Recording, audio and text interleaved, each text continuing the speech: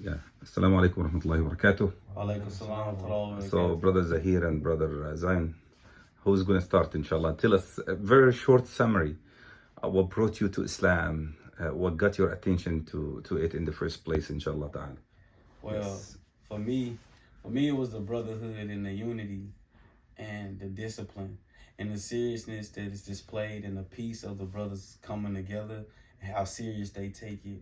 Of the fact that there's no laughing, there's no playing. Everybody in here on one accord, no matter where you come from, what background, what corner of the world. When y'all come together, y'all one in the deen. And in Islam, Yeah. and being Muslim is all that matters. No matter your tattoos, what color your skin is, what you wearing, you Muslim. And that's what make y'all right. Okay. Can you tell us about the first Muslims you met in your life? The first Muslims I met were from Somali. They was from Somali. And I came to the masjid one day. I don't even know what compelled me to go to the masjid, but I was like, today I want to be Muslim. But it was Thursday. It wasn't a Friday. So I came and I met a brother. His name was, they call him Hazel, but his name is Abdul Rahman. And he was telling me, he was like, oh, brother, today's Thursday, but you know what? Come back for Jumu'ah tomorrow. So I was like, I'll be here. So I left. And then Friday I got myself together. I came in there and it was different. Everybody was serious. It was quiet. It was clean. It smelled good. I just sat down. Yeah. And I was just listening, being attentive. And at the end of the Jumu'ah, I took my Shahada. MashaAllah. And I became Muslim. MashaAllah. Yeah. So you were talking to me that you love the Somalis so much. Yeah, and you love something about them. What is it? I love the Somalis about the way they structure, how serious they take things, and how they stand on that deen, and they make you respect it too, and they respect the deen as well, and how the elders present themselves, and they're also welcoming too. Like they would give me gifts or just teach me things, and the way they would teach me, not like they're trying to embarrass me or put me on the spot. They'll pull me to the side and talk to me, and I could respect it, not making me like the joke. MashaAllah. Instead, they making me a lesson and they're teaching. For how many years you have been a Muslim? I've been Muslim for 7 years. MashaAllah, MashaAllah. And you have been practicing Islam? Practicing Islam for like 7 years. And then on that day when I took my Shahada, I left and I went to Walmart. And I was just going to Walmart to go just do some shopping. And a car was following me. I was like, huh? What is this car doing following me? And two Muslims hopped out. They hopped out. Come on, brother. I was like, in my city, I'm not used to that. I'm like, oh, I didn't know what was going on. I thought it was danger at first, but then they was like, brother, you just took your Shahada. My name is... They're excited about talking to you, they giving some support. They want to give me some support and extend their hand, extend their welcoming. So they like, oh yeah, we just saw you at the match. You just took a Shahada. They're trying to say that you became part of the family. Part of the family. And one was from I think he West African, like Congo or Congo or something. Okay. And his name is Sekou. And then the other brother was Somali, and his name Abdul Rahman, and they hugged me, they shook my hand, and I just felt welcomed all over again. MashaAllah. You have to tell us something about the Egyptians though. Have you ever met any of them? I haven't met too many Egyptians, but what I know about Egypt is beautiful in it. I know it's a lot of hidden knowledge and sacred wisdom hidden in Egypt. And you told me you want to go study. Yes, I want to go study Arabic because Egypt is one of the best places to learn. I love the way. Tell us some Arabic words, since you mentioned Arabic. I know sabr, mata, اتصل بي, callous. What's callous? Callous, enough. خلاص. Okay. اجتهد, do your best. What else I know? Kum fayakum is a phrase that I love. Yeah, from the Quran. That's one of my favorite. MashaAllah. Ittaqullah. That one is one of my favorite. Okay. Hands down. How about when you go to sleep? When somebody says to you, sakta nafsi fakfir laha. that's a dua. But you told me about tasbih ala khair. Tasbih ala khair. Why you like this one? What does it mean? It means good night, but it's a sophisticated good night. It means like, may you wake up to good news. And you like this one? I love it because I think how your night end is how your day start. If you went to sleep in order, you will wake up in order. Yes. And you wake up with that positivity, and it's the message you last heard before you go to bed, and that's on your mind. Even when you sleep and you're not conscious, Yes. it's still in your mind, and you wake up Yeah. and you just. And you told me a good technique about memorizing Quran and learning Arabic. Can you share it with the brothers so that they can learn from your experience? Okay, what I did is in my learning process, it's like I call it the barricade method. What is it again? The barricade method, like barricading, closing yourself off. Okay. And just forced to hear it. So what I do is I'll get on YouTube when I play Arabic lessons. I open the Muslim Pro app and I'll be on my phone. And then I'll have me a notebook and I'll be writing Arabic. Also, I'm listening to it, I'm hearing it to the point where I'm surrounding myself, to the point where it's imputed in my mind, even without me trying. So that's one of my methods. So can you share with us like a surah that you learned it this way? قل هو الله أحد الله الصمد لم يلد ولم يولد ولم يكن له كفوا أحد. You were talking to me about the khutbah, how the khutbah is very important and you like to listen to khutbah and go to different masajid. Tell us one of the things that you criticize about people when they are listening to the khutbah. Any sidebar talking, anything that's unnecessary. We in here only off the mercy of God. That's first and foremost. You wouldn't even made it to Juma without the mercy, not your deeds. So God chose you. Not the positive things or none of your deeds or anything you did. So you're telling me that some people talk to each other during khutbah. All the sidebar talking, there is no talking because you hear off mercy. How could you have mercy, God's mercy to get here and pray, to even live, to breathe, to walk, and you choose to sidebar talk? Nobody's supposed to even give salam or answer salam in khutbah. You hand gestures. We understand the wave. It's universal. No matter where you're from, we all understand the wave. So that's why.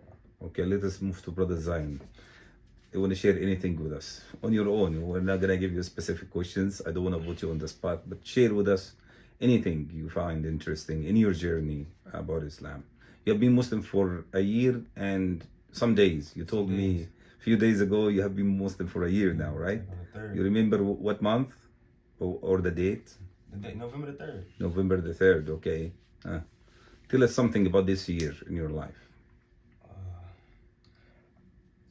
I don't know, it's just like the year felt like Allah chose me because I wasn't trying to, it's like I wasn't trying to be in the spot that I was in. So I called the Uber, right? When I called the Uber, I gotta get there, but I forgot my ID, so I tell him to wait, but it's like a bad area that I'm in. So I tell him, are you scared to wait? Because most Uber drivers, they just pull off. He was like, no, only fear Allah. I was like, okay, good. So I went back and got it, and he was still there. So the guy was Muslim? Yeah, the whole time. Uber driver. Okay. So we got in the ride, went to the store. I wasn't even finna go to the store. Some just told me I didn't even really need nothing. So that's how I knew I was chose.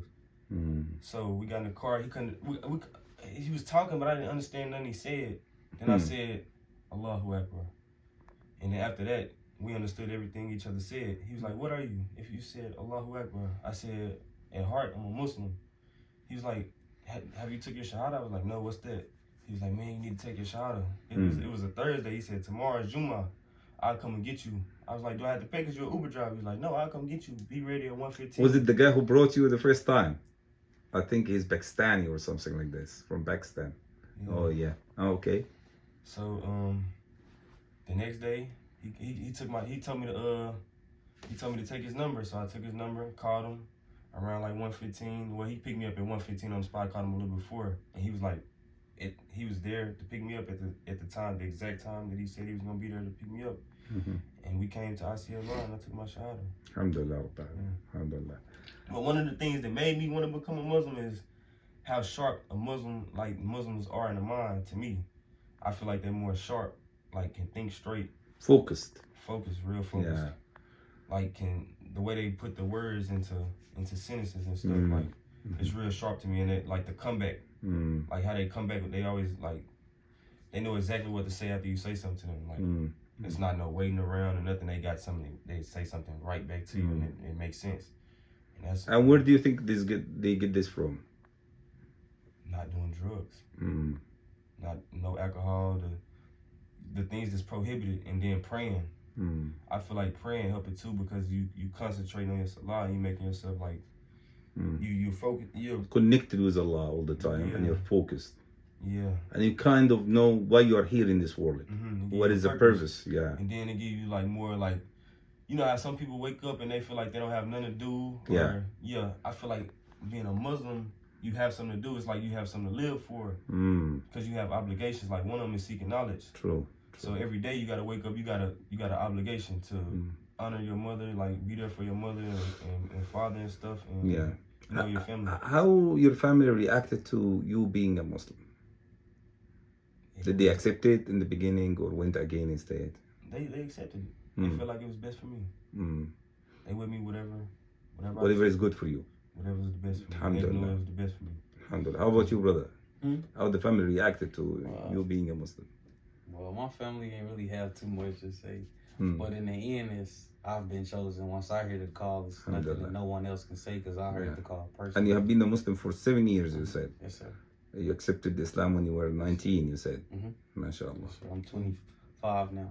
Oh, mashallah. Do you have any other family members who are Muslim? I'm the only Muslim in my family. You are the only one? Only Muslim. Oh, that's a big challenge. I guess you have to do more work, more da'wah. I take the adversity, all the calamities that come with it. I like it. Yeah, how about you, brother?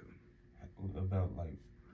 do you have any other family members who are Muslim? My dad, my uncle. Your dad and your uncle. So they were Muslims before you or after you? Before me. Before you. Okay, that's good. MashaAllah. That's great. That's great. Alhamdulillah. You want to say anything before we end the video? Any advice for the new Muslims? For people who are thinking about Islam and they didn't take the step yet? I would say don't be scared to seek knowledge and don't be scared to be different.